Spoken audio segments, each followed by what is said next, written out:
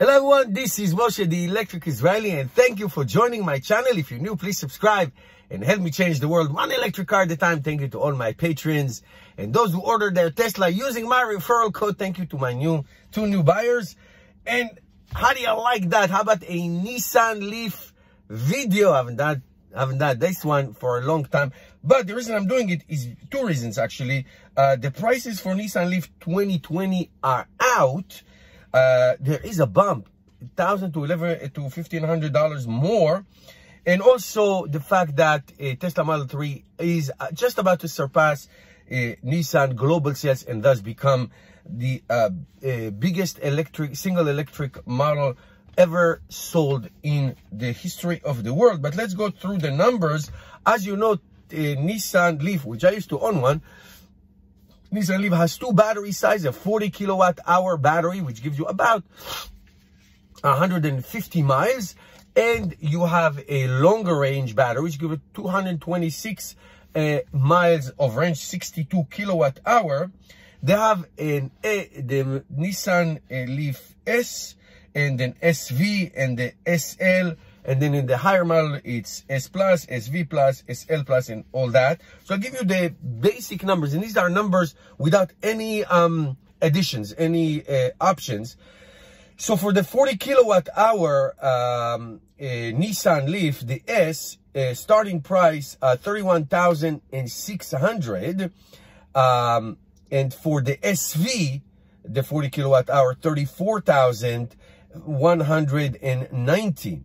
Now, as far as the 60 kilowatt for the S, $38,200 starting price.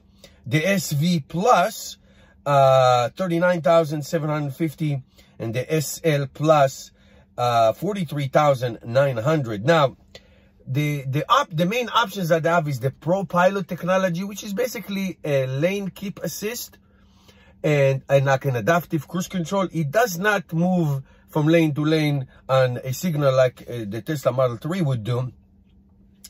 And as far as the prices, the sales are concerned, just in the United States, so you know, in 2019, Nissan Leaf sold 12,365. To compare it to the Model 3 in the United States, 158,925. So you can see that the comparison is not there. Now, let's just do one more little comparison. So for the 60 kilowatt, the longer range S Plus, the basic model that does not have the Pro Pilot technology, $38,200. For the Tesla Model 3, $39,990, and that does come with the autopilot. And of course, it's a Tesla with the supercharging network and all that. Now, one thing I have to say that is still a big advantage for Nissan, but the numbers didn't show it last year, so I don't think that it is an advantage on paper that Nissan still is eligible. Anybody who buys a Nissan in 2020, which we are now, is still eligible to get the full $7,500 federal tax exemption. Tesla last year ended up, the last 2 quarters ended up with $1,875, and they still broke all the records, meaning Nissan Leaf still had the $7,500 versus Tesla $1,875, and yet Tesla Model 3 sales went up. Now it's $7,500 versus $0 for Tesla, any Tesla.